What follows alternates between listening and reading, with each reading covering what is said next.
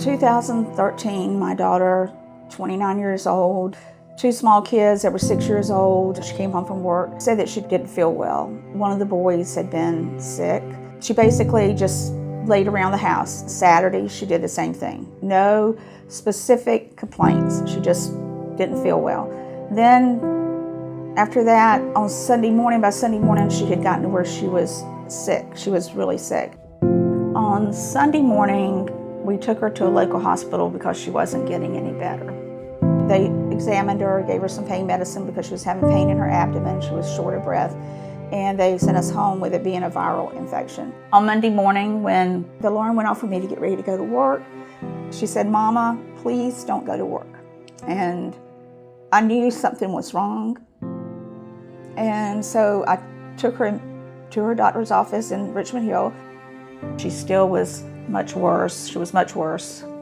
And we took her to another local hospital to be treated, not knowing that it was sepsis. I remember them letting me look at the records, and it was like, to me, it really was like being in a dream. I just remember asking the ER doctor over and over, "You're not going to send her home, are you? You're not going to send her home." And he was like, "No, she's going to be admitted." No one ever said ICU till the very end of the evening. But when they put her catheter in, I knew when I saw like 30 cc's of dark, looked like mud, come out after the amount of fluids that she'd had, that there was something really significantly wrong. And nothing was ever really mentioned about sepsis until like around 6 o'clock that night when the surgeon came in, and he wrote in the chart that she was septic. I could hear her as they let us go back to visit her.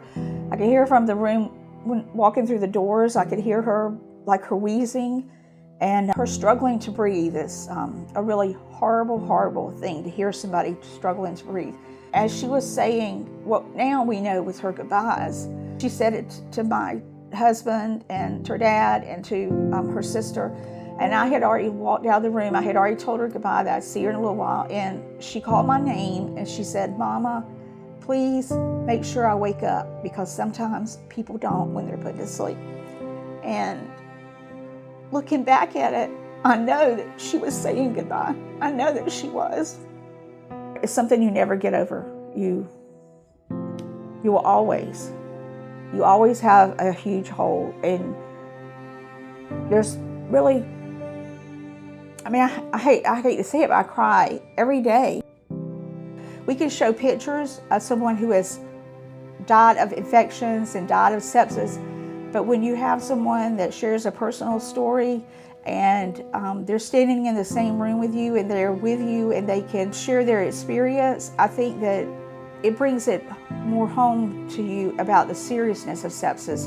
And if someone has an infection and they're not getting better, you go to the doctor and you say, "I'm worried about sepsis.